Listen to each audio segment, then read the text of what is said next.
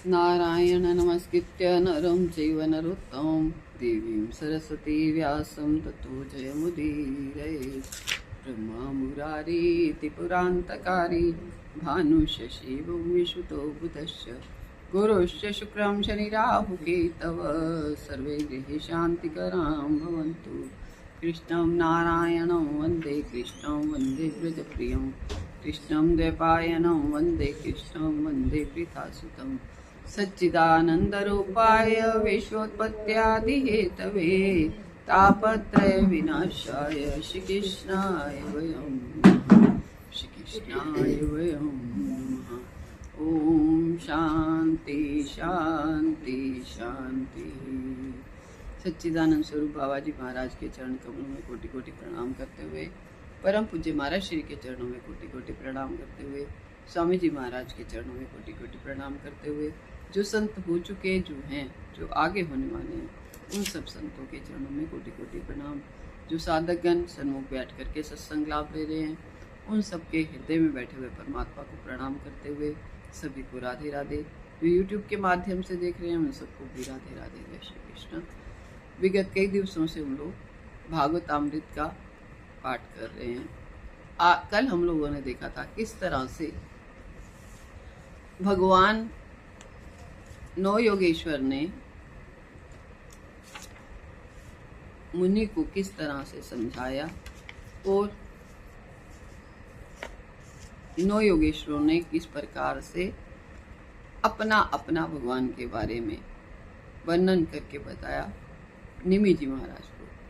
आज उससे आगे कहते हैं कि इधर उद्धव जी को जब पता चल गया कि भगवान श्री कृष्ण अपने धाम जाने वाले हैं, तो उद्धव जी कहने लगे कि मैं आपके बिना तो रह ही नहीं सकता। आपके साथ रहा, आपके कपड़े पहने, आपका जूठन खाया, आपके साथ सोता जागता उठता बैठता था, फिर आपके बिना मैं कैसे रह सकता हूँ। भगवान ने उद्धव जी को समझाया कि तुमने जो निश्चय किया है बिल्कुल ठीक है, मैं अवश्य जाने वाला हूँ, तुम जानते हो जो वो बिल्कुल ठीक है, लेकिन तुम असंग होकर के मुझ में मन लगाकर मेरा भजन करो। देखो उद्धव, ये सारा संसार मन का विलास है।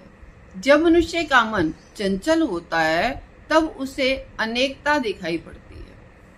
जब वह एकाग्र होता है तब अनेकता दिखाई नहीं पड़ती। जब मनुष्य का मन चंचल हो, जैसे गंगा जी में कुछ पत्थर डाल दें तो क्या पता चलेगा, तरंगी तरंग नजर आएंगे। और ऐसे हम देखें तो बिल्कुल शांत होती गंगा जी, उस समय हमको अनेकता नजर आती, तरंगों के कारण से अनेकता नजर आती, परंतु ऐसे बिल्कुल शांत है। ऐसे ही जो मन है हमारा जब चंचल होता है तो अनेक चीजों की, ये कर लूं, ये भी कर लूं, ऐसा भी कर लूं, ऐसा भी खा लूं, ऐसा भी बना लूं, ये भी कर लूं, वैसा भी कर लूं। परंतु मन जब शांत होता है तो फिर कुछ करने की जरूरत है, फिर अपना भजन करने में मन लगता नहीं लगता। तो इसी तरह से है कि मन जो है जब एकाग्र हो जाता है तब अनेकता दिखाई नहीं देती। इसीलिए सब कुछ मनो में है, सारा हमारे मन का विलासी है, माया है, विनाशी है। ये जो मन में आ रहा है ये सब नाशवानी है, सब नाश होने वाला है, इसके चक्कर में नहीं फंसना चाहिए। उद्धव जी, जो मनुष्य दोष और गुण दोनों से परे है वह जीवन मुक्त महापुरुष है। जीवन मुक्त महापुरुष संसार में नहीं फंसता। उसका आचरण बालक की तरह होता है। वह किसी को, जो जीवन मुक्त है उसको बालक की तरह वो आचरण करता, उसको किसी का वो नहीं है कि किसी के में फंस जाए वो। तो आचरण बालक की तरह होता है। वह किसी का गुण समझ करके उसको ग्रहण नहीं करता और किसी का दोष समझ करके उसका त्याग नहीं करता। उसकी चेष्टा बालकवत हो जाती है। अब स्वामी जी को देखते थे ना, दंडी स्वामी को हम लोग, किस तरह से वो खिलखिला करके सबके साथ मिलना, सबके साथ जुलना, ऐसा पता ही नहीं चलता था कौन। अगर देखने लगे एक की तरफ तो उसी को पूरे आधा घंटा देख करके उसी को प्रवचन कर देते थे, और ना देखे तो फिर दूसरे दिन ना भी देखें। मौज थी उनकी। और एक प्रवचन को अगर 10 दिन कर रहे हैं तो उसी को कर रहे हैं, उनको नहीं पता चला कि वो क्या कर रहे हैं। और हम कभी दक्षिणा दे दें तो मना नहीं करते थे, लेकर के अंटी में दबा लेनी, और वहां जा करके वस्त्र उतारना, पैसे कहाँ गए पता ही नहीं, कोई दूसरा उठा करके कहीं कर ले, बालकंडी उठा लेता था और अपने पास रख लेता था, खर्च कर लेता था, काम हाँ मौज से रहते थे, कोई मतलब नहीं। तो कहते इस तरह से वो बालकवत उनका व्यवहार। तो कहते वो महात्मा जो हैं बिल्कुल बालकवत रहते हैं, मौज से रहते हैं, उनका किसी के साथ ना किसी का दोष देखते ना किसी का गुण देखते। उद्धव जी ने कहा कि प्रभु आपने जो बताया यह तो बड़ा कठिन है, इसलिए आप इसका उपदेश इस प्रकार कीजिए कि मैं सुगमता से समझ करके साधन कर सकूं। भगवान श्री कृष्ण ने यदु और दत्तात्रेय के मिलन का प्रसंग सुनाते हुए कहा, राजा यदु ने देखा कि पर्वत की तलहटी में नदी के तट पर एक हृष्टपुष्ट महात्मा मस्त पड़ा है। यदु राजा ने देखा कि एक महात्मा बड़े मस्ती से, इतने लंबे चौड़े हृष्टपुष्ट महात्मा और पड़े हुए हैं नदी के तलहटी पर, जिसको दुनिया की कोई परवाह ही नहीं। यदु बोले कि बाबा सारी दुनिया में आग लग रही है और तुम ऐसे हो मानो कोई गंगा में रह रहा हो, मतलब तुम्हारे को उसमें कोई फर्क ही नहीं पड़ रहा, तुम तो गंगा जी में बैठे हो, जैसे ऐसे शांत बैठे हो। भाई सारी जगह पे पूरे पहाड़ में आग लग जाए और कोई जानवर जाकर के गंगा जी में बैठ जाए, उस पर क्या असर होने वाला है। तो ऐसे ही सारी दुनिया तो आग में जल रही है और आप मस्ती से गंगा जी में पड़े हुए हो, ऐसे लग रहा है। बोले तुम्हारी आत्मा में इतना आनंद कहाँ से आया, तुम इतने आनंदित कैसे हो सकते हो इस संसार में।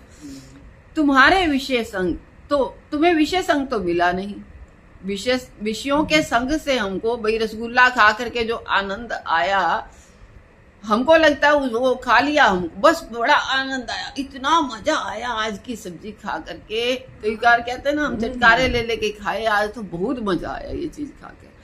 परंतु वो कितनी देर का संग है, थोड़ी देर का। बोले विषय का संग तो मिलता है, परंतु वो तुम्हारा आनंद तो कभी छूटने वाला नहीं है, ऐसा आनंद तुम भोग रहे हो। फिर तुम इतने सुखी कैसे हो, तुमने विषयों से सुख तो लिया नहीं, फिर कैसे सुख लिया। महात्मा जी ने बताया कि यदु तुम तो सब जानते ही हो, ब्रह्मा जी ने जब सृष्टि बनानी प्रारंभ की और उनको कोई अन्य शरीर बनाने से संतोष नहीं हुआ। जब ब्रह्मा जी ने शरीर बनाया ना, तो पहले हाथ घोड़े का बनाया और सब जानवरों के बनाए, भगवान को ब्रह्मा जी को मजा नहीं आया। तब जा करके मनुष्य बनाया, जब तब थोड़ा संतोष हुआ। तो बोले मनुष्य बना करके वे प्रसन्न हुए। मनुष्य शरीर भगवान को बहुत प्रिय है, क्योंकि ये भगवान के शरीर से मिलता जुलता है, इसमें बुद्धि की प्रधानता है। मनुष्य शरीर में ही बुद्धि है। अब देखो भोग तो सब भोग लेते हैं, कुत्ते से लेकर के कुकर सुकर सब भोग ले, सारे भोग हैं। बच्चे जितने पैदा सुअर करता है उतना कोई कर सकता है, सबसे ज्यादा बच्चे पैदा करता है। जितना रात में में जितना मजा आता है, हाँ, मखमल के गद्दे में जितना हमको मजा आता है उतना उसको उसमें बिस्टा में घूमने में मजा आता। तो पुण्य और पाप केवल जो है मनुष्य योनि में ही लगता है, बाकी जानवरों को पुण्य पाप भी नहीं लगता। और बुद्धि की प्रधानता भी मनुष्य योनि में, पशु पक्षियों को नहीं लगता, क्योंकि उनके हाथ बुद्धि और आनंद भोगों की सामग्री मिली हुई है। कहते उनको हाथ बुद्धि और आनंद भोग की सामग्री मिली हुई है। जब जीव मनुष्य योनि में आता है तब इसके सामने अपने आत्मा का स्वरूप जो है प्रकट हो जाता है। और किसी योनि में तो अपने आत्मा को जान नहीं पाता, परंतु एक मनुष्य योनि ऐसी है जिसमें अपनी आत्मा का स्वरूप वो प्रकट जान सकता है उसको। इसलिए मनुष्य को चाहिए वह अपनी बुद्धि से अन्वय और व्यतिरेक के विचार से विचार करके अपने स्वरूप को ठीक ठीक जान ले। ये अन्वय और व्यतिरेक जो है, ये चीज सत्य है, ये असत्य, ऐसे करके हम अन्वय करते हैं ना, ये चीज चाहिए, ये चीज नहीं काम की अपने।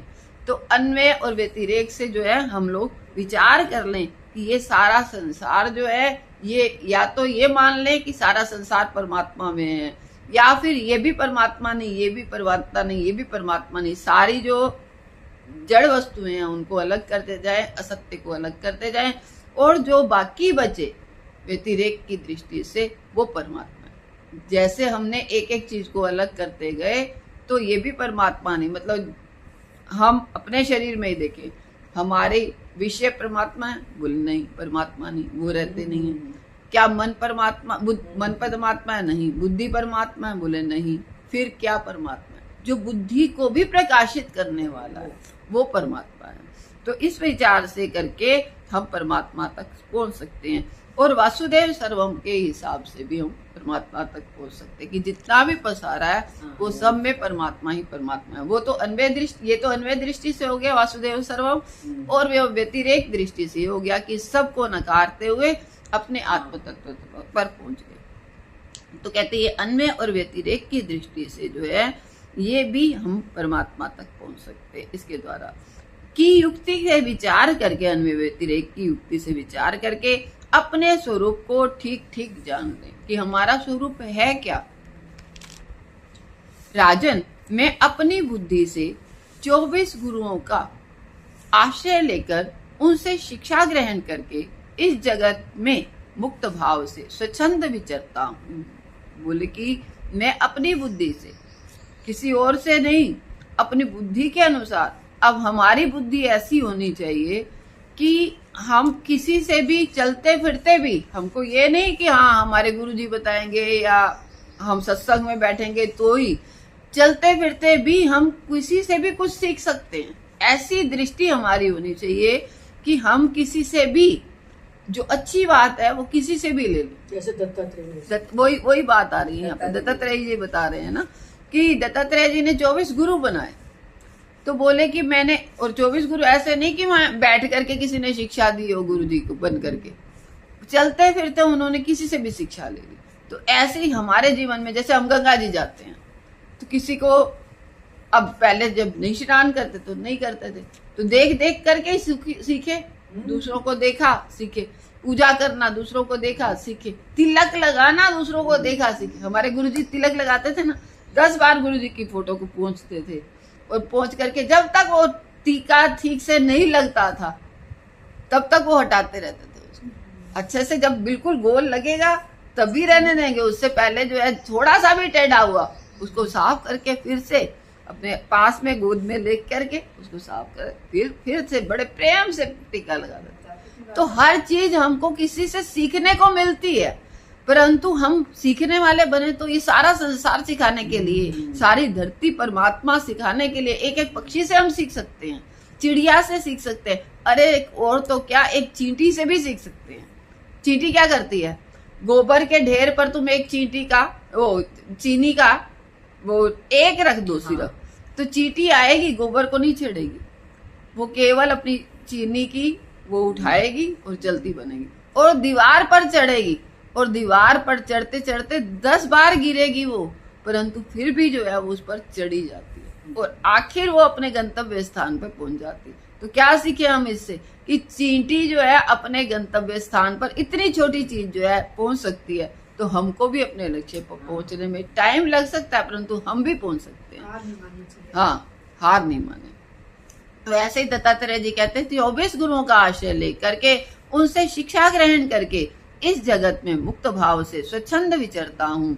मेरी 24 गुरु हैं, पृथ्वी, वायु, आकाश, जल, अग्नि, चंद्रमा, सूर्य, कबूतर, अजगर, समुद्र, पतंग, भोरा और या मधुमक्खी, हाथी, शहद निकालने वाला, और हिरन, मछली और पिंगला, वैश्या, कुरर पक्षी, बालक, कुंवारी कन्या, बाण बनाने वाला, सर्प, मकड़ी और भृंग कीड़ा, इन सबको 24 लोगों को उन्होंने अपना गुरु मान करके इनसे सबसे कोई ना कोई शिक्षा ग्रहण की। अब बताते हैं, सबसे पहले मैंने पृथ्वी से क्या सीखा। पृथ्वी से कहते मैंने क्षमा सीखा। पृथ्वी पर हम कितने हथौड़े चलाते हैं, खोदते हैं, उसमें गड्ढे कर देते हैं, उसको मकान बना लेते हैं। कितना, जब मकान बनाते हैं कितनी गहरी नींव खोदते हैं, और गहरी नींव खोदने में कितनी दर्द होती है। अरे हमारे जरा सा चाकू लग जाता है तो छिल जाता है, तो कैसी दर्द होती है। और हम उसको धरती पर कितना चलते हैं, कितने ठुकराते हैं, कितना कुछ करते हैं, थूकते हैं, मूतते हैं, सब कुछ करते हैं, फिर भी धरती ने कभी नहीं कहा कि अरे तुम मेरे को इतना परेशान करते। कितनी क्षमा शक्ति है उसमें। तो क्षमा सीखी पृथ्वी से। वायु से असंगता सीखी। वायु जा रही है, थोड़ी सी गंध आपके यहाँ से ली और आगे लेकर के चलेगी, परंतु आगे थोड़ी देर तक के लेके जाते हैं, उसके बाद छोड़ देती है। तो असंग है वायु। वायु कभी सारा समय लेकर के नहीं भटकती रहती उसको, तो उससे असंगता सीखी। आकाश में व्यापकता सीखी। आकाश हर जगह पर है, व्यापक है, सर्वव्यापक है। इसी तरह से आकाश से सर्वव्यापकता सीखी। जल से तृप्ति दान करना सीखा। जिसको भी जल पी लिया तृप्त हो गया। अरे थोड़ा सा जल मिल जाए और ना मिले तो कैसी छटपटाहट होती है, और थोड़ा सा भी किसी ने जल दे दिया एकदम तृप्त हो जाता है व्यक्ति। बाहर से धूप से आए और एक गिलास पानी मिल जाए ठंडा, कुछ भी ना हो, कम से कम कोई आया पानी का गिलास पिला दिया, वो उसी में तृप्त हो गया। बोले तृप्ति जो है मैंने जल से सीखी। अग्नि से सब कुछ जला देना सीखा। अग्नि में कुछ भी डाल दो आप, अच्छे से अच्छा सब कुछ जला के भस्म कर देती है। बढ़ई के सामने राजा की सवारी निकल रही थी। यदु जी दत्तात्रेय जी कहते हैं वहां अपने काम में इतना तन्मय था बढ़ई कि उसको राजा की सवारी का कुछ पता ही नहीं चला। उससे मैंने तन्मयता सीखी कि कितना हम अगर भजन करने बैठे, सत्संग सुनने बैठे, तो कितना तन्मयता होनी चाहिए जीवन में, कि पता ही ना चले कि हाँ कुछ हुआ। हम भजन करने बैठते हैं तो हमको तो बाहर के दुनिया भर के और काम बड़े याद आते हैं। तो उसमें तन्मयता सीखी। और कुमारी कन्या ने 4 चूड़ी पहन रखी थी। एक एक करके धान कुटने लगी। जब उसके घर के आए ससुराल से, तो उसने एक एक करके, क्योंकि आवाज आ रही थी खन खन की, उसने एक एक करके सारी चूड़ी तोड़ दी, केवल एक रह गई। तो बोले कि जब ज्यादा लोग होते हैं तो क्या होता है, आपस में कुड़ होती रहती है। अरे भाई अलग हो जाओ इससे थोड़ी देर के लिए, अलग होकर के भजन करो। एकांत में जो है भजन ज्यादा अच्छा होता है। तो सब तोड़ करके फेंक दी, एक बची रहने दी। इस प्रकार उसका बोलना बंद हो गया। जब एक रह गई तो फिर उसने आवाज नहीं की ना, क्योंकि वहां जहां बहुत लोग रहते हैं वहां खटपट होती ही रहेगी। मैंने देखा कि कबूतर ने अपने परिवार के साथ मोह किया, उसे मर जाना पड़ा। जब कबूतर के बच्चों को उसने जाल फैला दिया ना, कबूतर के बच्चों को फंसा लिया, तो कबूतर कबूतरी आए और वो भी बच्चों के मुंह में उसमें आकर के फंस गए और वो भी मारे गए। तो बोले कि कबूतर की तरह परिवार में मोह नहीं करना चाहिए, क्योंकि फिर मरना ही पड़ेगा। यह भी देखा कि हाथी कैसे स्पर्श से फंसता है। एक बार हाथी को वो पकड़ना हो तो क्या करते हैं, वहां गड्ढा खोद देते हैं और ऊपर से हथनी को वहां बांध करके रख देते हैं। खड्डे के ऊपर घास बिछा दिया, हथनी वहां पर है, और वो उसको हथनी के चक्कर में जो है वो हाथी उसके चुंगल में फंस जाता है, क्योंकि जब आएगा हथनी से पिलने के लिए तो वो उसमें गड्ढे में गिर जाता है। तो बोले कि स्पर्श का जो है फंसाव ऐसा है। मछली कैसे चारे के चंगुल में फंसती है। मछली भी थोड़ा सा वो उसमें कांटे में लगा के रखते हैं और वह उसको खाने के लिए जाती है और वो उसी में फंस करके रह जाती है। तो मधुमक्खी द्वारा इकट्ठा किया हुआ मधु किसी प्रकार उसने इकट्ठा तो किया। हम भी क्या करते हैं, धन को इकट्ठा करते हैं और फिर हम खाते नहीं है, ना दान करते ना खाते, हम मर जाते हैं, कोई और ही खाता है। उस दिन यही मेरे को कह रहे थे, कहते तुमने अपना किसके नाम पे किया हुआ है? मैंने कहा किसी के नहीं। तो बोले कि तुम्हारे बाद किसको? मैंने कोई नहीं तो फिर गवर्नमेंट ले लेगी। मैं ले गवर्नमेंट ले लेगी तो क्या दिक्कत है अपने को? अपने तो जो करेगा वो लेगा, और नहीं करेगा तो ले ले गवर्नमेंट का हमने खूब खाया तो वो भी ले लेगी, तो क्या दिक्कत है उसमें?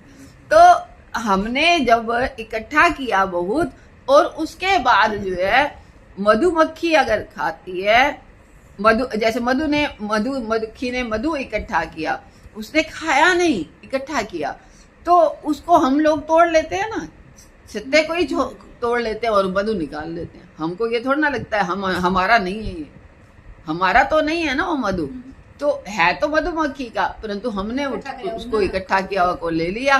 खरीदा जाए हमने, परंतु जिसने बेचा उसका भी तो नहीं था।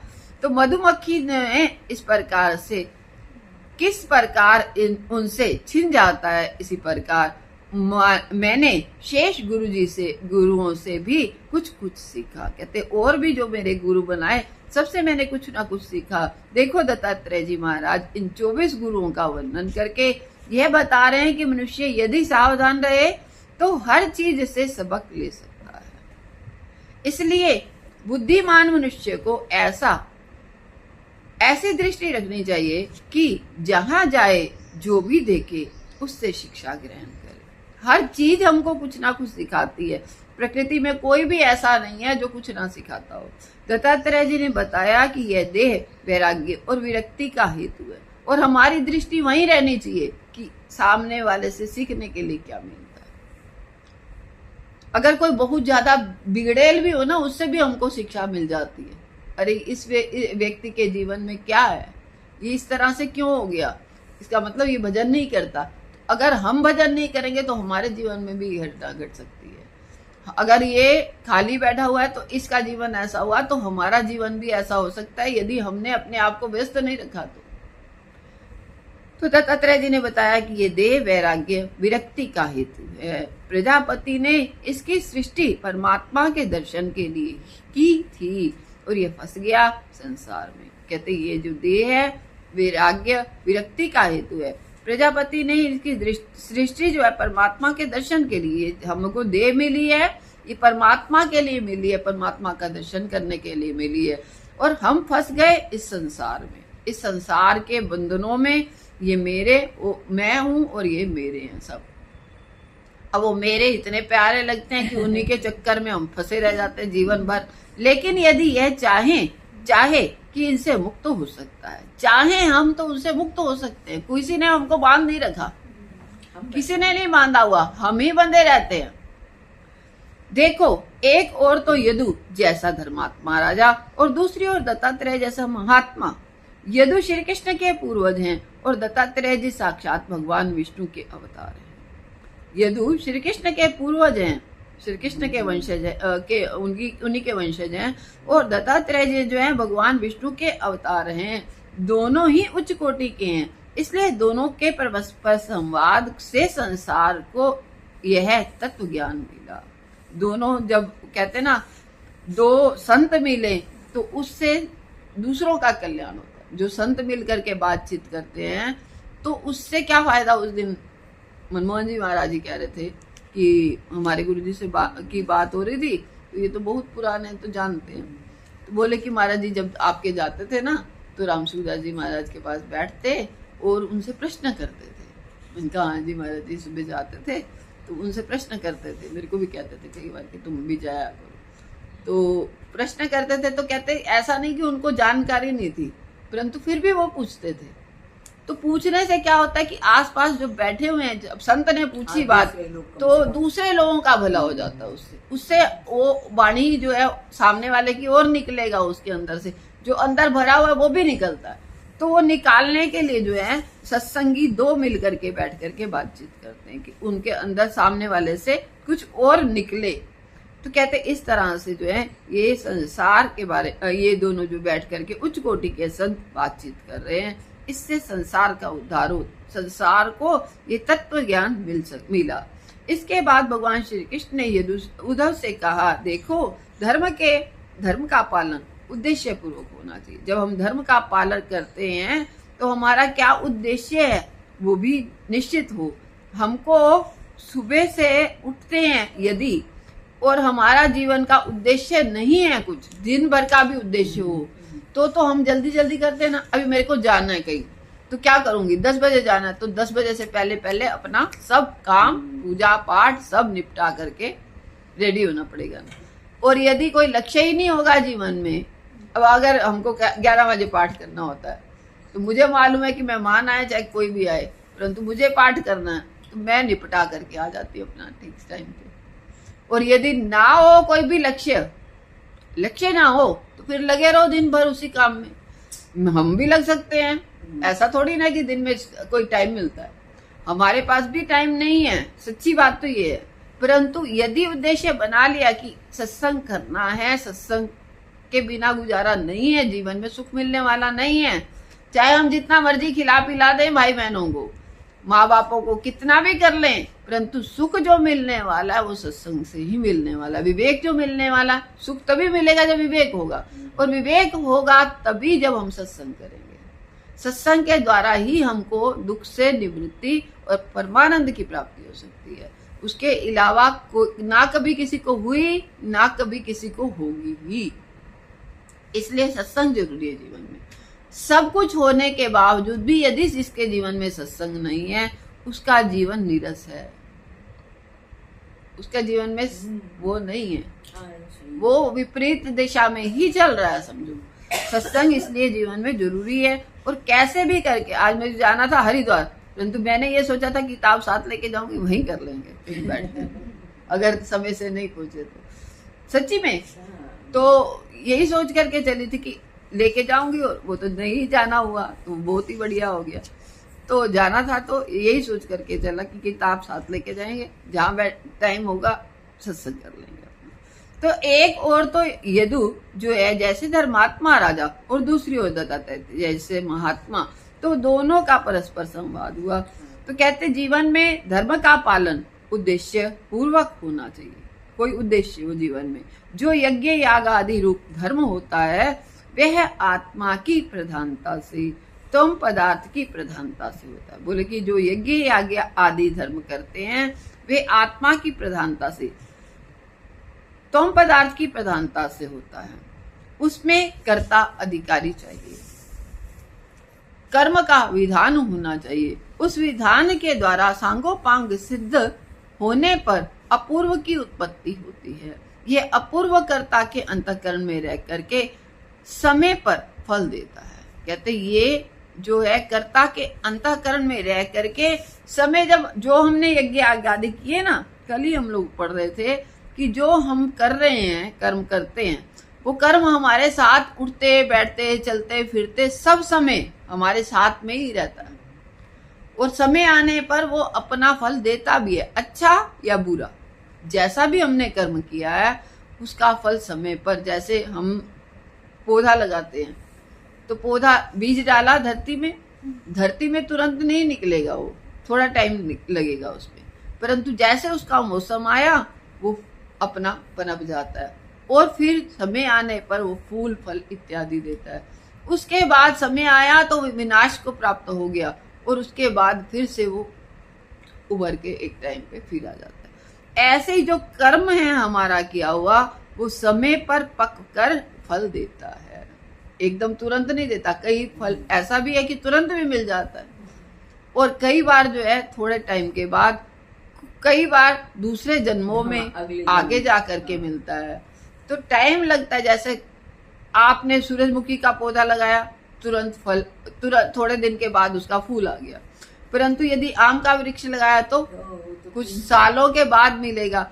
और यदि और भी इससे भी बढ़िया कोई पौधा लगाया फलदार, उसमें और भी ज्यादा टाइम लगता है। तो इसी तरह से जो है हमारे कर्मों का भी हिसाब है। लेकिन भागवत धर्म कर्ता की प्रधानता से नहीं, उद्देश्य की प्रधानता से है। बोले एक है हमारे यहाँ पर भागवत धर्म जिसको कहते हैं, बोले ये कर्ता की प्रधानता से नहीं, उद्देश्य की प्रधानता से है।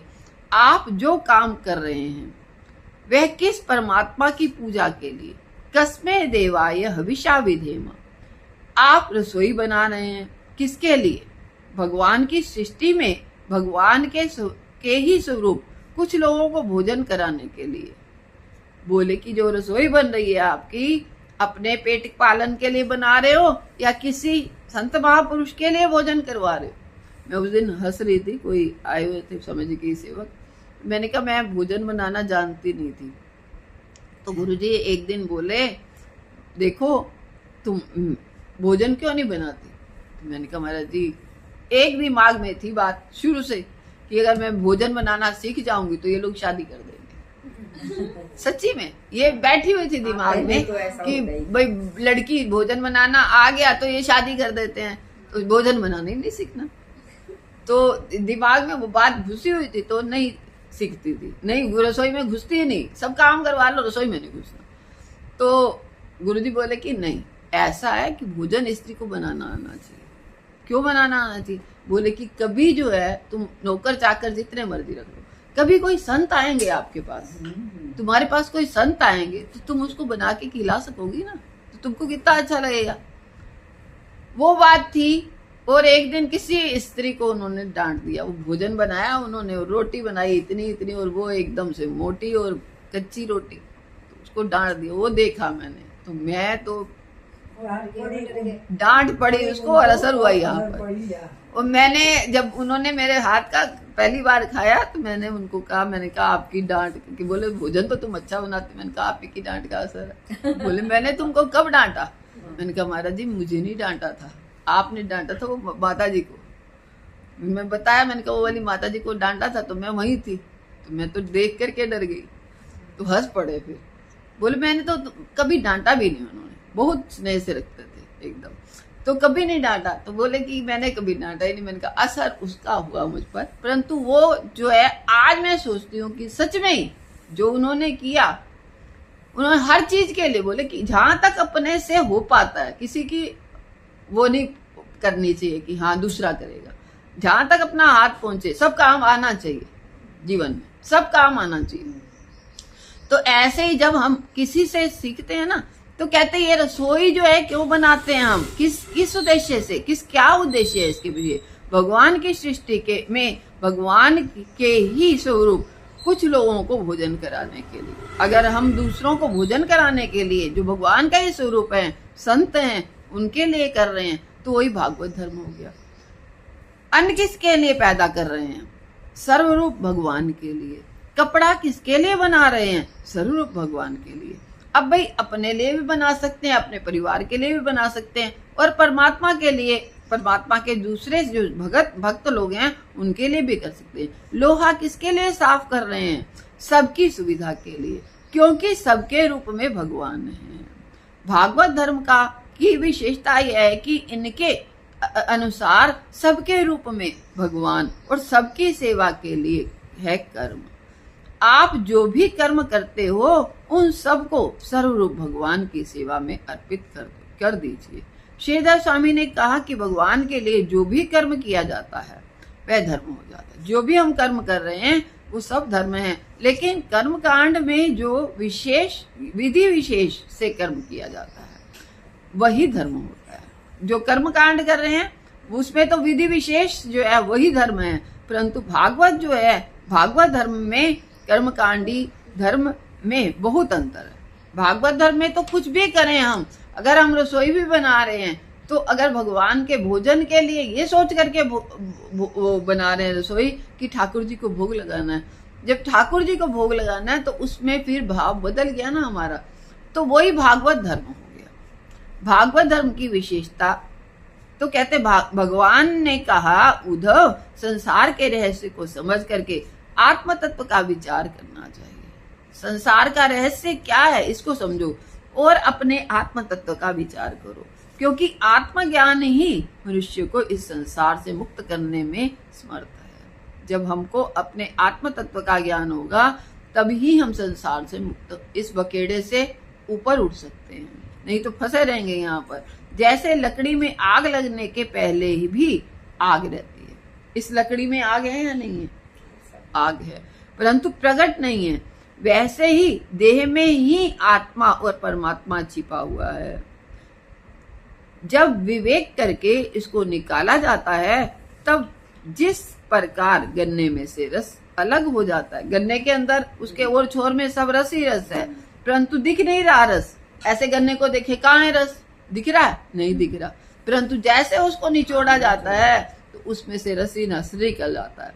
कहते इसी तरह से विवेक करके इसमें जो छिपा हुआ, इसका जब मंथन करेंगे देह का, तो इसमें से आत्मा और परमात्मा जो इसमें छिपे हुए हैं उनका दर्शन हो जाएगा। इस प्रकार देह में से चेतन वस्तु अलग हो जाती है। इसकी 3 भूमिकाएं हैं। एक तो यह है कि मैं स्थूल सूक्ष्म परिच्छिन्न शरीर नहीं हूँ। मैं स्थूल शरीर हूँ मैं स्थूल शरीर नहीं हूँ। सूक्ष्म शरीर हूँ वो भी नहीं हूँ। तो कहते इन शरीर सूक्ष्म और स्थूल शरीर से शरीर परिच्छिन्न नहीं हूँ, इनसे विलक्षण अलग क्या हूँ? आत्म तत्व साक्षी हूँ। दूसरी यह है कि असंग साक्षी आत्मा परिच्छिन्न नहीं है। बोले कि ये जो असंग साक्षी आत्मा है ये कैसा है? परिच्छिन्न है या अपरिच्छिन्न? बड़े दिनों के सत्संग किया हुआ तुमने तो बोल, क्या है ये आत्मा? परिचिन्न है, अपरिचिन्न है? क्या बता, नाम लेके बता ना। नहीं पता? परिचिन्न किसको कहते हैं, अपरिचिन्न किसको कहते हैं, ये पता है?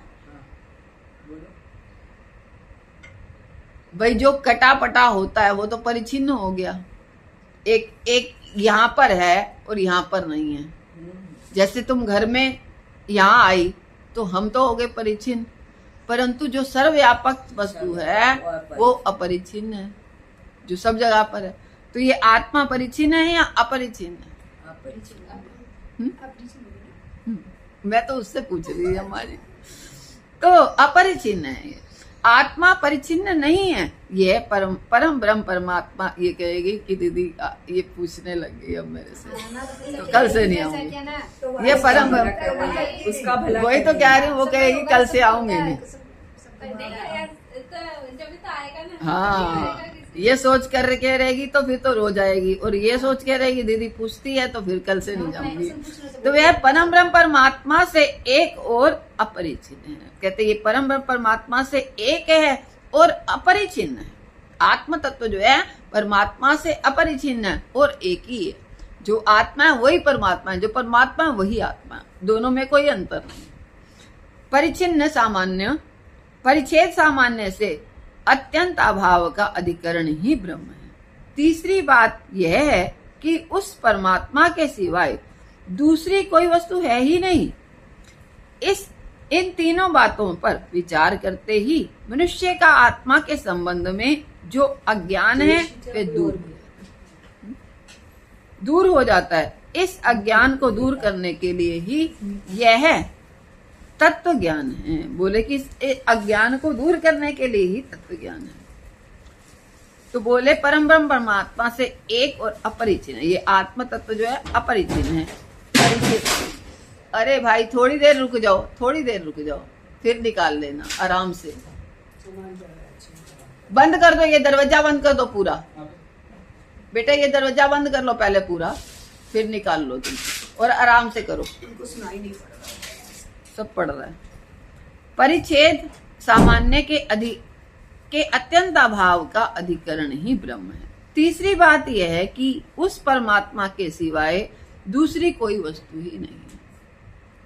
ये सारा क्या है? जैसे आपने देखा होगा कि वो दिवाली के दिनों में खांड के देखे ना, हाथी घोड़ा, उसमें क्या है? और छोर में क्या है? चीनी के अलावा क्या है? कुछ है? हाथी नाम की कोई चीज है उसमें, परंतु शक्ल केवल हाथी की दे दी। ऐसे ही तुम्हारे रूप में, मेरे रूप में, माता जी के रूप में, हम सबके रूप में वो परमात्मा ही परमात्मा है। दिखाई दे रही है एक स्त्री, दिखाई दे रहा है एक पुरुष, दिखाई दे रहा है एक जानवर, दिखाई दे रहा है एक पौधा, दिखाई दे रहा है एक भूत, परंतु उन सब रूपों में ही कौन है? वो परमात्मा ही है। अगर हमारी दृष्टि उस पर पड़ जाए तो काम बन जाएगा। हम देख रहे हैं ये सुंदर है, ये असुंदर है, ये मोटा है, ये पतला है, ये पुरुष है, ये स्त्री है। अगर हमारी दृष्टि ऐसी बन गई तो काम बन गया। भजन इतना ही है, सत्संग हमको इतना ही सिखाना चाहता है, महापुरुष इतना ही सिखाना चाहते हैं कि हमारी दृष्टि में फर्क पड़ जाए, बस। तो कहते हैं ये सारा कुछ जो है परमात्मा से अतिरिक्त तो कुछ भी नहीं है, ये सब परमात्मा ही परमात्मा है। भगवान ने कहा, उद्धव, संसार के रहस्य को समझ करके आत्म तत्व का विचार करना चाहिए। आत्म तत्व ही मनुष्य को इस लोक से मुक्त करने में समर्थ है। जैसे अग्नि में आग लगने से पहले भी आग रहती है, वह मंथन से निकलती है। पहले थी आग, परंतु प्रकट कब हुई? जब मंथन किया। वैसे ही देह में आत्मा और परमात्मा छिपा हुआ है, वह विवेक करके इसको निकाला जाता है। तब जिस प्रकार गन्ने में रस अलग निकल आता है, उसी प्रकार देह में से चेतन वस्तु अलग हो जाती है। इस प्रकार इसकी तीन भूमिकाएं हैं। एक तो यह कि मैं स्थूल सूक्ष्म परिच्छिन्न शरीर नहीं, इससे विलक्षण असंग साक्षी आत्मा हूँ। दूसरा यह कि असंग साक्षी आत्मा परिच्छिन्न नहीं है। वह परम ब्रह्म परमात्मा को एक और परमात्मा से एक और अपरिचिन्न है। परिच्छेद सामान्य का अत्यंत अभाव का अधिकरण ही ब्रह्म है। तीसरी बात यह है कि उस परमात्मा के सिवाय दूसरी कोई वस्तु ही नहीं है। जैसे खांड के खिलौने में चीनी से अतिरिक्त कोई वस्तु नहीं, इसी प्रकार तीनों, जैसे हम मिट्टी के देखते हैं ना, कसूरा है, सुराही है, घड़ा है, प्लेट है, तवा है, आजकल तो तवे भी बन गए, तो हम देखें तो सब शक्ल से अलग अलग होने पर, परंतु तत्व में क्या है, सब मिट्टी ही मिट्टी है। सोने के आभूषणों में देखें तो केवल सोना ही सोना है, ना तो कड़े हैं, ना कुंडल हैं, ना हार है, ना कांची, कुछ भी नहीं है, केवल सोना ही सोना है। ऐसे मनुष्य में भी 5 भूतों से बना हुआ ये शरीर है और उसमें एक आत्म तत्व ही है। सब में यही है, सब 5 भूतों से ही बने हुए हैं, सब में एक ही आत्म तत्व है। इस प्रकार विचार करना चाहिए। उस अज्ञान को दूर करने के लिए ये आत्म तत्व ही है। बुद्धो मुक्त इति व्याख्या गुणतो में न वस्तुतः गुणस्य माया मूलत्वान् में मोक्षो न बंधनम। आत्मा में न बंधन है न मुक्ति है। आत्मा कहीं किसी से बंधता नहीं और ना ही मुक्त होता, क्योंकि जहां बंधन होगा वहीं तो मुक्ति होगी। तुमको बांध दिया तो तुम कहोगे मेरे को खोल दो, और बंधा ही नहीं होगा जो व्यक्ति, तो खुलने की तो बात ही नहीं है। जो बंध ही नहीं सकता, परमात्मा तो बंध ही नहीं सकता। सत्वगुण, रजोगुण, तमोगुण में के जो बंधन है, उनके कारण ही बंधन मालूम पड़ता है। कभी हम सत्वगुण वाले हो जाते हैं, कभी रजोगुण वाले हो जाते हैं, कभी निद्रा, आलस्य, प्रमाद में तमोगुण वाले हो जाते हैं। तो बोले इसी कारण बंधन है। मुक्ति भी मालूम पड़ती है, और बंधन है तो फिर मुक्ति होने की भी बात होती है। आत्मज्ञान में एक बार मिसेस सूरी जो है हमारे गुरु जी के पास गई, बोले महाराज जी मुक्ति है क्या? बोले माता पहले ये बताओ तुम, बंधन है या नहीं है? बोले बंधन तो है। तो बोले जिसके लिए बंधन है उसके लिए मुक्ति भी है, और जिसके लिए बंधन नहीं उसके लिए मुक्ति भी नहीं।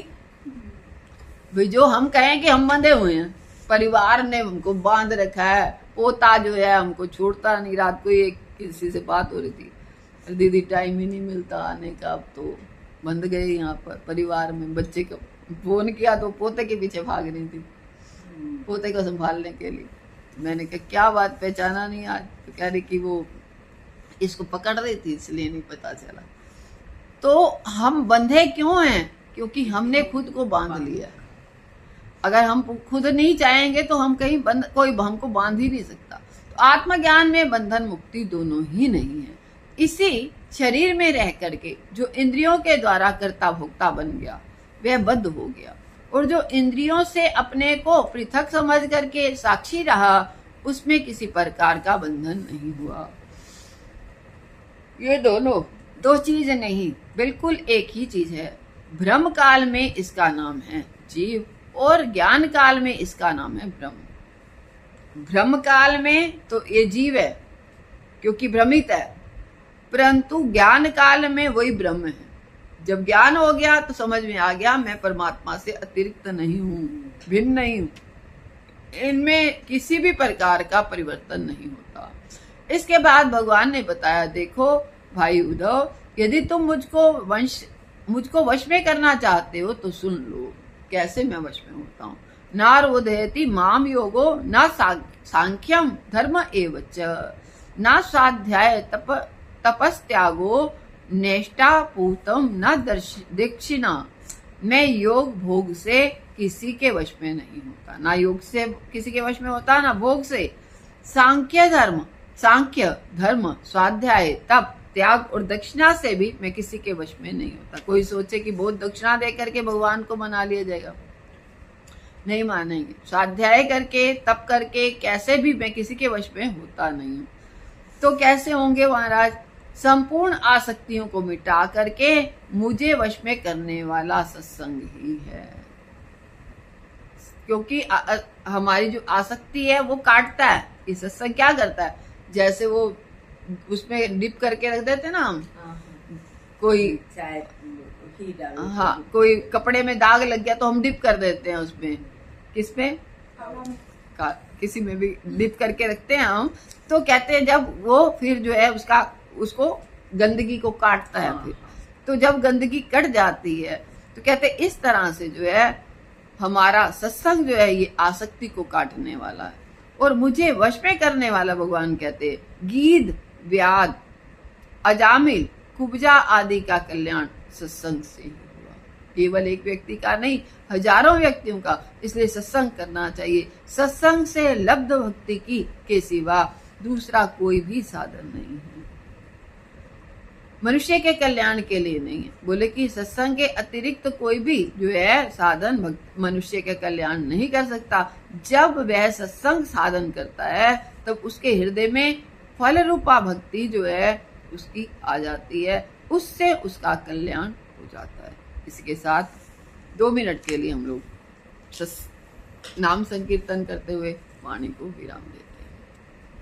जय राधे कृष्ण गोविंद गोपाल राधे माधवा, जय राधे कृष्ण गोविंद गोपाल राधे माधवा, जय राधे कृष्ण गोविंद गोपाल राधे माधवा, राधे कृष्ण गोविंद गोपाल राधे माधवा, गोपाल राधे माधवा, नंदलाल राधे माधवा, गोपाल राधे माधवा, नंदलाल राधे माधवा, जय राधे कृष्ण गोविंद गोपाल राधे माधवा, राधे कृष्ण गोविंद गोपाल राधे माधवा, जय राधे कृष्ण गोविंद गोपाल राधे माधवा, राधे कृष्ण गोविंद गोपाल राधे माधवा, गोपाल राधे माधवा, नंदलाल राधे माधवा, गोपाल राधे माधवा, नंदलाल राधे माधवा, जय राधे कृष्ण गोविंद गोपाल राधे माधवा, राधे कृष्ण गोविंद गोपाल राधे माधवा, जय राधे कृष्ण गोविंद गोपाल राधे माधवा, राधे कृष्ण गोविंद गोपाल राधे माधवा, गोपाल राधे माधवा, नंदलाल राधे माधवा, गोपाल राधे नंदलाल राधे माधवा, जय राधे कृष्ण गोविंद गोपाल राधे माधवा, राधे कृष्ण गोविंद गोपाल राधे माधवा। श्री कृष्ण चंद्र भगवान की जय, सतगुरुदेव भगवान की जय, गीता माता की जय, गंगा मैया की जय, सतगुरुदेव भगवान की जय,